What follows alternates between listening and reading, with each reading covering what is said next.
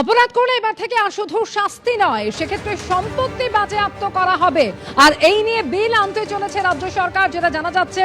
সোমবার এই নিয়ে আনুষ্ঠানিকভাবে বিল পোস্ট করতে চলেছেন মুখ্যমন্ত্রী শুভেন্দু অধিকারী। পশ্চিমবঙ্গ জননিরাপত্তা ও সমাজ বিরোধী কার্যকলাপ নিয়ন্ত্রণ বিল 2026 আনতে চলেছে বিজেপি সরকার। এ প্রসঙ্গে আরো বিস্তারিত জানবো। উজ্জ্বল মুখোপাধ্যায় আমাদের সঙ্গে টেলিফোনে রয়েছেন।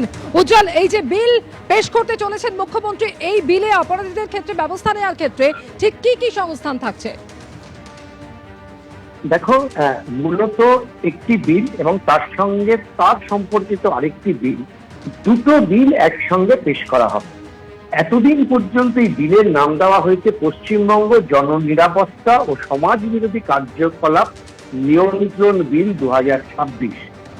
একেবারে স্পষ্ট করে বলা হয়েছে গোটা বিলটাই যে এখন থেকে এই সমাজ বিরোধী যে কাজকর্ম, তার মধ্যে কি কি চিহ্নিত করা হয়েছে: তোলাবাজি, জোর করে টাকা আদায় করা, কোনো মানুষকে ভয় দেখিয়ে তার থেকে টাকা আদায় করা, তার সংজ্ঞা নির্ধারিত হয়েছে যে কোনগুলোকে তোলাবাজি বলা হবে। এই গোটা বিষয়টা নিয়ে একটা নতুন বিল তারা আনতে চলেছেন এবং এই বিলে বলা হচ্ছে যে যারা এই ধরনের কার্যকলাপের সঙ্গে যুক্ত থাকবে তাদেরকে কোট আনকোট গুন্ডা হিসাবে চিহ্নিত করা হবে এবং যারা এই গুন্ডামি করবে তাদের বিরুদ্ধে সরকার কঠোরতম ব্যবস্থা নেবে এবং ভারতবর্ষের যে সংবিধান রয়েছে সেই সংবিধান মোতাবেক তাদের বিরুদ্ধে কঠোরতম ব্যবস্থা গ্রহণ করা হবে।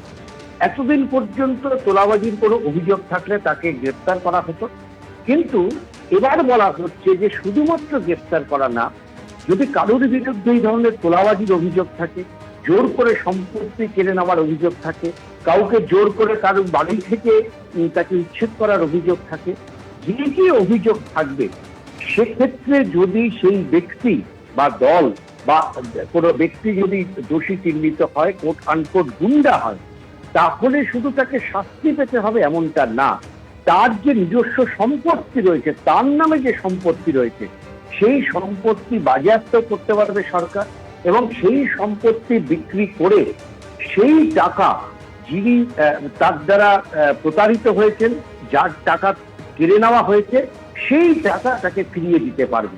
ধরুন, শুভেন্দু অধিকারী নিজে বিধানসভায় দাঁড়িয়ে এই যে ব্যাখ্যা দিয়েছেন, তাতে তিনি বলেছেন যে কালীঘাটে এমন কিছু বাড়ি আছে যেগুলো জোর করে দখলদারি করা। তার কথা অনুযায়ী যিনি দখল করেছেন তাকে তো শাস্তি পেতেই হবে, জেল ঘরে যেতেই হবে।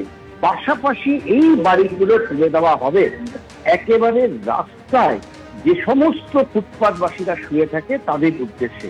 মুখ্যমন্ত্রী গত দুদিন আগে এই বক্তব্যটা স্পষ্ট করেছেন এবং এবার তিনি বিল আনতে চলেছেন। একেবারে উজ্জ্বল, সঙ্গে থাকো, এই জায়গাতেই শোনাতে চাইবো।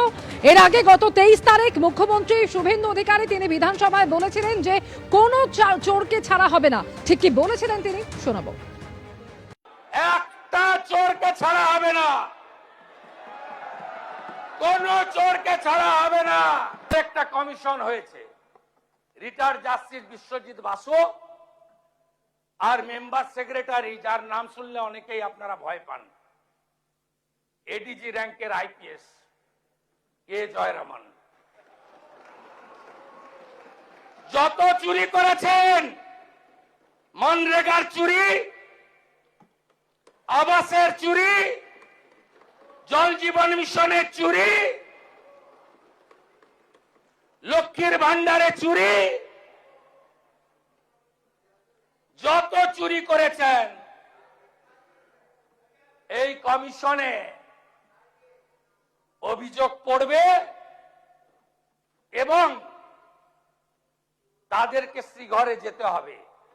আর আগামী এই সেশনের শেষ দিনে যে আইন আসছে, সেই আইনে সম্পত্তি বাজেয়াপ্ত করে অকশন করার কাজ এই সরকার করবে।